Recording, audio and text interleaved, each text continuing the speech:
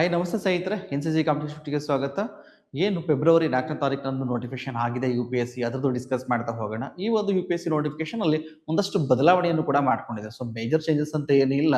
So ನಿಮ್ಗೆ ಗೊತ್ತಿರೋ ಏನಕ್ಕೆ ಲೇಟ್ ಆಯ್ತು, ಆಲ್ರೆಡಿ ನೋಟಿಫಿಕೇಶನ್ ಆಗಬೇಕಿತ್ತು, ಬಟ್ ಅದು ಲೇಟ್ ಆಗಿದೆ. ಸೊ ಲೇಟ್ ಆಗ್ಲಿಕ್ಕೆ ಏನು ಒಂದು ಕೇಡರ್ ಸೆಲೆಕ್ಷನ್ ಇದರಲ್ಲಿ ಒಂದಷ್ಟು ಬದಲಾವಣೆಯನ್ನ ಮಾಡಿದ್ರು. ಅದನ್ನ ಮಾಡಿ ಇವಾಗ ಅಪ್ಲಿಕೇಶನ್ ನ ಕರೆದಿದ್ದಾರೆ. ಫೆಬ್ರವರಿ 4ನೇ ತಾರೀಕಿನಂದು ಅಪ್ಲಿಕೇಶನ್ ನ ಕರೆದಿದ್ದಾರೆ. ಸೊ ಇದನ್ನ ಏನೇನಕ್ಕೆ ಕರೆದಿದ್ದಾನೆ, ಸಣ್ಣ ಸಣ್ಣ ಸಣ್ಣ ಬದಲಾವಣೆಗಳು ಏನಾಗಿದೆ, ಸ್ವಲ್ಪ ಬದಲಾವಣೆಗಳ ಬಗ್ಗೆ ನಾವು ಮಾತಾಡೋದು ಅಂತಂದ್ರೆ, ಆಲ್ರೆಡಿ ಸರ್ವಿಸ್ ಅಲ್ಲಿ ಇರುವಂತವ್ರು ಅವ್ರಿಗೆ ಫಾರ್ ಎಕ್ಸಾಂಪಲ್ ನಾನು ಯಾವ್ದೋ ಗ್ರೂಪ್ ಎ ಸರ್ವಿಸ್ ಅಲ್ಲಿ ಇರ್ತೀನಿ, UPSC ಕ್ಲಿಯರ್ ಮಾಡ್ಕೊಂಡು, ಸೊ ಅದು ಗ್ರೂಪ್ ಬಿ ಸರ್ವಿಸ್ ಅಲ್ಲಿ ಇರ್ತೀನಿ, ಮತ್ತೆ ನಾನು IAS service all India service ಹೋಗ್ಬೇಕು ಅಂತ ಹೇಳಿ ಒಂದಷ್ಟು ಮತ್ತೆ ಅಟೆಂಪ್ಟ್ ಅನ್ನು ಕೊಡ್ತಾ ಇದೆ. ಇದಕ್ಕೆಲ್ಲ ಒಂದಷ್ಟು ಲಿಮಿಟೇಷನ್ ಇವಾಗ ಇಟ್ಟಿದ್ದಾರೆ. ಸೊ ಒಂದಷ್ಟು ಬದಲಾವಣೆನ ಮಾಡಿದ್ದಾರೆ. ಜೊತೆಗೆ ನಾವು ಇದುವರೆಗೆ ಏನ್ ಮಾಡ್ತಾ ಇದ್ವಿ, ಒಂದು ಫೋಟೋನ ಅಪ್ಲೋಡ್ ಮಾಡ್ಬೇಕು UPSC ಗೆ ಅಂತ ಹೇಳಿದ್ರೆ ಅಪ್ಲಿಕೇಶನ್ ಹಾಕ್ಬೇಕಾದ್ರೆ, ಸೊ ನಾವು ಸ್ಕ್ಯಾನ್ ಮಾಡಿ ಅಪ್ಲೋಡ್ ಮಾಡ್ತಿದ್ವಿ. ಬಟ್ ಅದ್ರ ಬದಲಾಗಿ ಏನು ಲೈವ್ ಫೋಟೋಗ್ರಾಫ್ ನ ಕ್ಯಾಪ್ಚರ್ ಮಾಡ್ತಾ ಇದೆ. ಸೊ ಕ್ಲಿಯರ್, ಈ ತರದ್ದು ಒಂದಷ್ಟು ಸಣ್ಣ ಪಟ್ಟ ಬದಲಾವಣೆಗಳನ್ನ ಮಾಡ್ಕೊಂಡು ಇವಾಗ UPSC ನಿಮಗೆ ನೋಟಿಫಿಕೇಶನ್ ಮಾಡಿರುವಂತದ್ದು. So very important. ಸೊ ನೀವು ಏನ್ ಪ್ರಿಪೇರ್ ಆಗ್ತಾ ಇದ್ದೀರಾ ಈ ಎಕ್ಸಾಮ್ಗೆ, ಎಸ್ಪೆಷಲಿ UPSC ಎಕ್ಸಾಮ್ಗೆ, ಏನ್ ಮೇನ್ಸ್ಗೆ ಅಂತ ಪ್ರಿಪೇರ್ ಆಗ್ತಾ ಇದ್ರಿ ಇದುವರೆಗೆ, ಇವಾಗ ನೋಟಿಫಿಕೇಶನ್ ಆಗಿರೋದ್ರಿಂದ ಅದನ್ನ ಪಕ್ಕಕ್ಕೆ ಇಟ್ಟು ಪ್ರಿಲಿಮ್ಸ್ಗೆ ನೀವು ಓದ್ಕೊಳ್ಳಿ ಅಂತ ಹೇಳ್ತಾ ಈ ಒಂದು ವಿಡಿಯೋನ ಸ್ಟಾರ್ಟ್ ಮಾಡೋಣ. ಏನೇನ್ ಇಂಪಾರ್ಟೆಂಟ್ ಡೇಟ್ಸ್ ಗಳಿವೆ ಇದರಲ್ಲಿ ಫಸ್ಟ್ ನೋಡೋಣ. ಫಸ್ಟ್ ವೇಕೆನ್ಸಿ ನೋಡೋದಾದ್ರೆ ಈ ವರ್ಷ ಕಾಲ್ ಮಾಡಿರೋದೆಷ್ಟು, 2026ರಲ್ಲಿ 933 ಪೋಸ್ಟ್ ಗಳಷ್ಟು ಕಾಲ್ ಮಾಡಿದ್ರು, 933. ಸೊ ನಿಯರ್ಲಿ 1000 ಪೋಸ್ಟ್ ಅಷ್ಟು ಕಾಲ್ ಮಾಡಿದ್ರೆ 933 ಪೋಸ್ಟ್ ಗಳು ಕಾಲ್ ಮಾಡಿದ್ರೆ 2025ರಲ್ಲಿ 1129 ಆಗಿತ್ತು. ಬಟ್ 2026ರಲ್ಲಿ 933 ಪೋಸ್ಟ್ ಗಳು ನಿಮಗೆ ಕಾಲ್ ಮಾಡೋದನ್ನ ನೋಡ್ತಾ ಹೋಗ್ತಿದ್ದು. ವೇರಿಯೇಷನ್ ಆಗ್ತಿರುತ್ತೆ, 50 ಒಂದಷ್ಟು ಕೆಲವೊಂದು ಟೈಮ್ 700+ ಆಗಿರೋದು ಕೂಡ ನಾವು ಇಲ್ಲಿ ನೋಡಿರ್ತೀವಿ. ಅದೇ ತರ ಬಂದಾಗ ನೋಟಿಫಿಕೇಶನ್ ರಿಲೀಸ್ ಆಗಿದೆ ಯಾವಾಗ, ಫೆಬ್ರವರಿ 4ನೇ ತಾರೀಕು. ಸೊ ಅಪ್ಲಿಕೇಶನ್ ಸ್ಟಾರ್ಟ್ ಆಗಿರೋದು ಕೂಡ ಯಾವಾಗ, ಫೆಬ್ರವರಿ 4ನೇ ತಾರೀಕಿಂದಾನೆ. ಅಂತಂದ್ರೆ ಫೆಬ್ರವರಿ 4th ಇದಾನೆ ಅಪ್ಲಿಕೇಶನ್ ಆನ್ಲೈನ್ ಪೋರ್ಟಲ್ ಓಪನ್ ಆಗಿದೆ. ನೀವು ಇದರಲ್ಲಿ ಅಪ್ಲಿಕೇಶನ್ ಹಾಕ್ಬೇಕು. ಮತ್ತೆ ಎಡಿಟಿಂಗ್ ಆಪ್ಷನ್ಸ್ ಕೊಟ್ಟಿಲ್ಲ ಈ ಸಲ ನೋಡೋದಾದ್ರೆ, ನೀವು ಅಪ್ಲಿಕೇಶನ್ ಹಾಕಿದ್ರೆ ಏನಿದ್ರು ಕೂಡ ಡಾಕ್ಯುಮೆಂಟೇಶನ್ ಕರೆಕ್ಟ್ ಆಗಿ ಅಪ್ಲೋಡ್ ಅನ್ನ ಮಾಡಬೇಕಾಗುತ್ತೆ, ಇನ್ಫಾರ್ಮೇಶನ್ ಕರೆಕ್ಟ್ ಆಗಿ ಕೊಡಬೇಕಾಗುತ್ತೆ. 8 ಆಪ್ಷನ್ಸ್ ಕೊಡ್ತಾ ಇರೋದ್ರಿಂದ ನೀವು ಸ್ವಲ್ಪ ಇದು ಕೇರ್ಫುಲ್ ಆಗಿ ನೀವು ಇದನ್ನ ಅಪ್ಲಿಕೇಶನ್ ಫಿಲ್ ಮಾಡಬೇಕಾಗುತ್ತೆ. So clear. ಇದೇ ತರ ಬಂದಾಗ 24th ಫೆಬ್ರವರಿ ಲಾಸ್ಟ್ ಡೇಟ್ ಯಾವ್ದು, ವೆರಿ ಇಂಪಾರ್ಟೆಂಟ್ ನೋಡಿ, ನಿಮಗೆ ಒಂದು 20 ದಿನಗಳ ಕಾಲಾವಕಾಶ ಅಷ್ಟೇ ಕೊಟ್ಟಿರೋದಿಲ್ಲ. ಸೊ ಕ್ಲಿಯರ್ ಆಗಿ 24th ಫೆಬ್ರವರಿಗೆ ಲಾಸ್ಟ್ ಅಪ್ಲಿಕೇಶನ್ ಸಬ್ಮಿಟ್ ಮಾಡೋದಿರುತ್ತೆ. ಅದೇ ತರ ಮೇ 24th ಗೆ ಎಕ್ಸಾಮ್ ನಡೆಯುತ್ತೆ. ತುಂಬಾ ಜನಕ್ಕೆ ಡೌಟ್ ಇರ್ಬೋದು, ಸರ್ ಏನಾದ್ರು ಎಕ್ಸಾಮ್ ಪೋಸ್ಟ್ಪೋನ್ ಆಗುತ್ತೆ. ಯಾವುದೇ ಕಾರಣಕ್ಕೂ ಪೋಸ್ಟ್ಪೋನ್ ಆಗಲ್ಲ.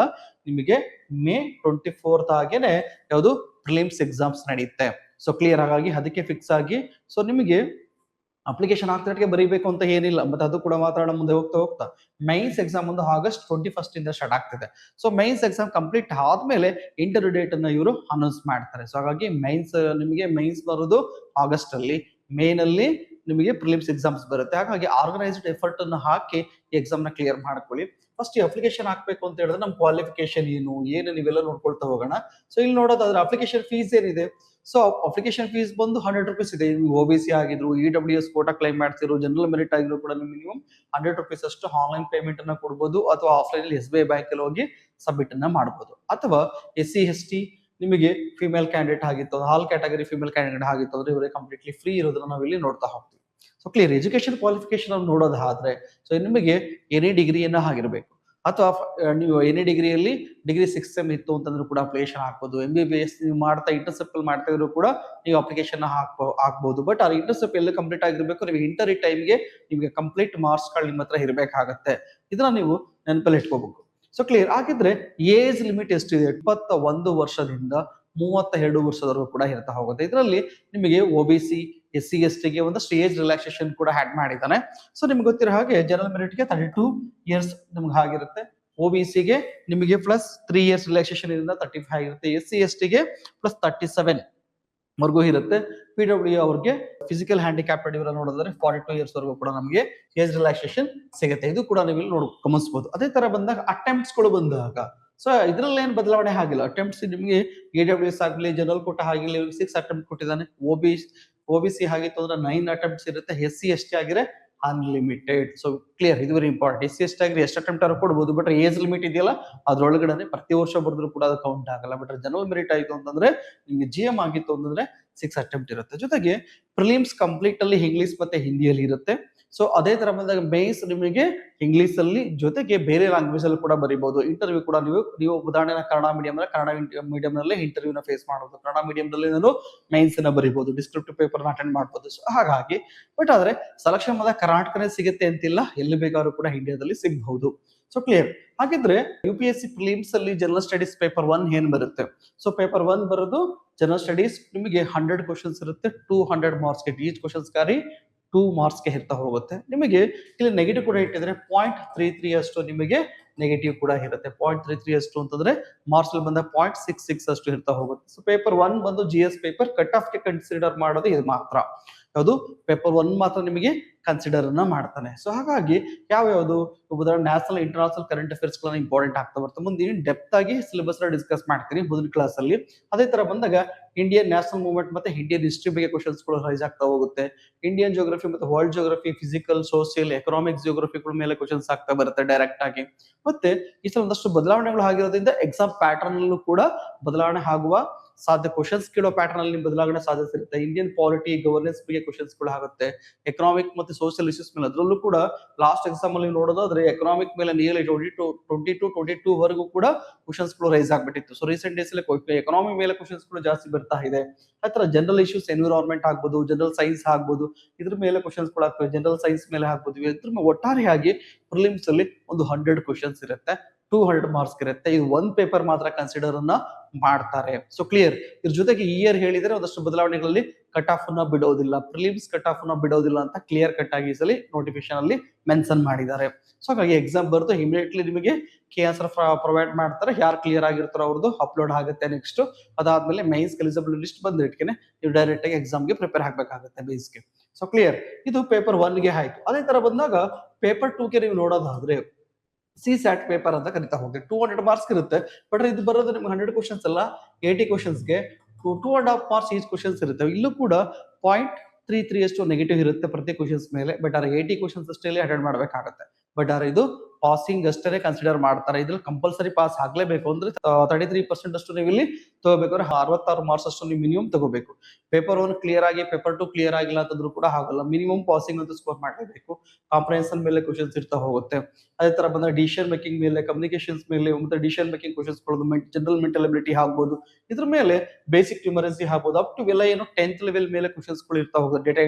ಡೇಟಾ ಅನಾಲಿಸಿಸ್ ಆಗ್ಬೋದು, ಡಿಸಿಷನ್ ಮೇಕಿಂಗ್ ಕ್ವಶನ್ಸ್ ಆಗ್ಬೋದು, ಮೇಲೆಲ್ಲ ಡೈರೆಕ್ಟ್ ಕ್ವಶನ್ಸ್ ಗಳು ಇರ್ತಾ ಬರುತ್ತೆ ಪೇಪರ್ 2 ನಲ್ಲಿ. ಬಟ್ ಇದು ಓನ್ಲಿ ಉದಾಹರಣೆಗೆ 100 ಕ್ವಶನ್ಸ್ ಇತ್ತು ಅಂತ ಹೇಳಿದ್ರೆ 80 ಕ್ವಶನ್ಸ್ ಇರುತ್ತೆ, 200 ಮಾರ್ಕ್ಸ್ ಗೆ ಎಕ್ಸಾಮ್ ನಡೀತಾ ಬರುತ್ತೆ. 33% ಅಷ್ಟು ಮಿನಿಮಮ್ ನೀವು ಇಲ್ಲಿ ಸ್ಕೋರ್ ಮಾಡ್ಲೇಬೇಕಾಗುತ್ತೆ ಪೇಪರ್ 2 ನಲ್ಲಿ. ಅದೇ ತರ ಬಂದಾಗ ಮೈನ್ಸ್ ಅಲ್ಲೂ ಕೂಡ ಯಾವ್ದು ಬದಲಾವಣೆಗಳು ಆಗಿಲ್ಲ. ಮೈನ್ಸ್ ಅಲ್ಲೂ ಕೂಡ ನಿಮಗೆ ಜನರಲ್ ಆಗಿ 2 ಪೇಪರ್ಗಳು ಬರ್ತಾ ಹೋಗುತ್ತೆ. ಫಸ್ಟ್ ಇದು ಕ್ವಾಲಿಫೈಯಿಂಗ್ ಪೇಪರ್ ಕೊಡ್ತಾವೆ. ಕ್ವಾಲಿಫೈಯಿಂಗ್ ಅಂದ್ರೆ ಜಸ್ಟ್ ಪಾಸ್ ಆದ್ರೆ ಸಾಕಷ್ಟೇ. ನಿಮ್ಗೆ 35% ಬರ್ಬೇಕಾಗುತ್ತೆ. For example paper A and paper B ಅಂತ ಕರಿತಾ ಹೋಗ್ತೀವಿ. ಪೇಪರ್ A ಬಂದು ಇಂಡಿಯಾ ಲ್ಯಾಂಗ್ವೇಜ್ ಅಲ್ಲಿ ನಿಮ್ಗೆ ಯಾವ್ದು ಮದರ್ ಟಂಗ್ ಆಗಿರೋ, ತಮಿಳ್ ಆಗಿರೋ ತಮಿಳ್, ಕನ್ನಡ ಆಗಿರೋ ಕನ್ನಡ, ಈ ರೀತಿ ಮಿನಿಮಮ್ ಒಂದು ಲ್ಯಾಂಗ್ವೇಜ್ ನ ಫೇಸ್ ಮಾಡಬೇಕಾಗುತ್ತೆ. 300 ಮಾರ್ಕ್ಸ್ ಗೆ ಇರುತ್ತೆ. ಸೆಕೆಂಡ್ ಪೇಪರ್ ಬಂದು ಇಂಗ್ಲಿಷ್ ಅಲ್ಲಿ ಇರ್ತಾ ಬರುತ್ತೆ. ಅದೇ ತರ ಬಂದಾಗ ಇದು ಕ್ವಾಲಿಫೈಯಿಂಗ್ ಅಷ್ಟೇ, ಪಾಸ್ ಆದ್ರೆ ಸಾಕಿದ್ರೆ, ಪಾಸಿಂಗ್ ಮಾರ್ಕ್ಸ್ ಬಂದ್ರೆ ಸಾಕು. ಬಟ್ ಆದ್ರೆ ಪೇಪರ್ 1 ಬಂದಾಗ ಎಸ್ ರೇಟಿಂಗ್ ಇರುತ್ತೆ. ನ್ಯಾಷನಲ್ ಮತ್ತೆ ಇಂಟರ್ನ್ಯಾಷನಲ್ ಇಶ್ಯೂಸ್ ಮೇಲೆ ಕ್ವಶನ್ಸ್ ಕೇಳ್ತಾರೆ. ಎಸ್ ರೇಟಿಂಗ್ ಟಾಪಿಕ್ ಕೊಡ್ತಾರೆ. 250 ಮಾರ್ಕ್ಸ್ ಇರುತ್ತೆ. ಪ್ಲಸ್ ನಿಮಗೆ ಇಲ್ಲಿ ಫಿಲಾಸಫಿಕಲ್ ಎಸ್ ಕೂಡ ಇರುತ್ತೆ. 250 ಮಾರ್ಕ್ಸ್ ಗೆ ಪೇಪರ್ 1 ನಡೆಯುತ್ತೆ. ಪೇಪರ್ 2 ಬಂದು 250 ಮಾರ್ಕ್ಸ್ ಇರುತ್ತೆ. ಇದರಲ್ಲಿ ಜನರಲ್ ಸ್ಟಡೀಸ್ 1 ನಲ್ಲಿ Indian heritage, culture, Indian history, geography ಇದ್ರ ಮೇಲೆ ಡೈರೆಕ್ಟ್ ಕ್ವಶನ್ಸ್ ಆಗುತ್ತೆ. ಇದರಲ್ಲಿ 250 ಮಾರ್ಕ್ಸ್ ಗೆ ಪೇಪರ್ 1 GS ಪೇಪರ್ 1 ಇರುತ್ತೆ UPSC ಅಲ್ಲಿ. ಸೊ ಅದೇ ತರ ಬಂದಾಗ ನಿಮಗೆ ನೆಕ್ಸ್ಟ್ ಬರೋದು GS ಪೇಪರ್ 2. ಇದರಲ್ಲಿ ಗವರ್ನೆನ್ಸ್, ಕಾನ್ಸ್ಟಿಟ್ಯೂಷನ್, ಪಾಲಿಟಿ, ಸೊ ಮತ್ತೆ IR ಇಷ್ಟನ್ನು ಕೂಡ ಕೇಳ್ತಾ ಹೋಗ್ತಾನೆ. ಅದರಲ್ಲಿ ಪೇಪರ್ 3 ನಲ್ಲಿ GS ಪೇಪರ್ 2 ನಲ್ಲಿ. ಅದೇ ತರ ಬಂದಾಗ ಇದಕ್ಕೂ 250 ಮಾರ್ಕ್ಸ್ ಇರುತ್ತೆ. ಜನರಲ್ ಸ್ಟಡೀಸ್ 3 ನಲ್ಲಿ ಬಂದಾಗ ನಿಮಗೆ technology, economic development, biodiversity, environment, security, disaster management ಇದ್ರ ಮೇಲೆ ಡೈರೆಕ್ಟ್ ಕ್ವಶನ್ಸ್ ಇರ್ತಾ ಬರುತ್ತೆ. 250 ಮಾರ್ಕ್ಸ್ ಇದು ಕೂಡ ಓವರ್ ಆಲ್ ಆಗಿರುತ್ತೆ.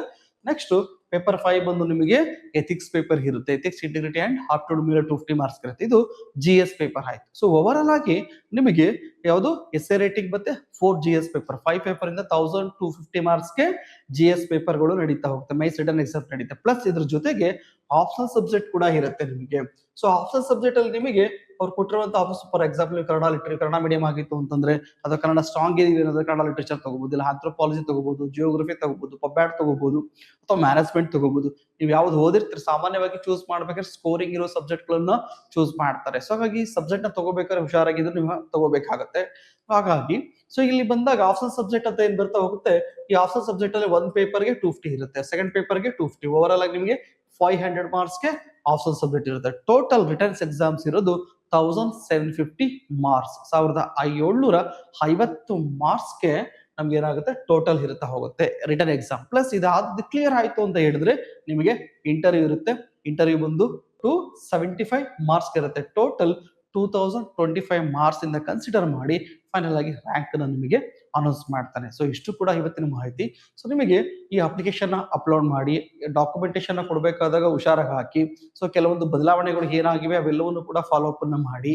ಜೊತೆಗೆ ಇವಾಗ ಆಲ್ರೆಡಿ ಕಾಲ್ ಮಾಡಿರೋದ್ರಿಂದ ಈ ಟೈಮಲ್ಲಿ ಮೇನ್ಸ್ ಪ್ರಿಪರೇಷನ್ ಅಷ್ಟು ಸೂಕ್ತವಲ್ಲ. ಪ್ರಿಲಿಮ್ಸ್ ಅಷ್ಟೇ ಫೋಕಸ್ ಮಾಡಿ.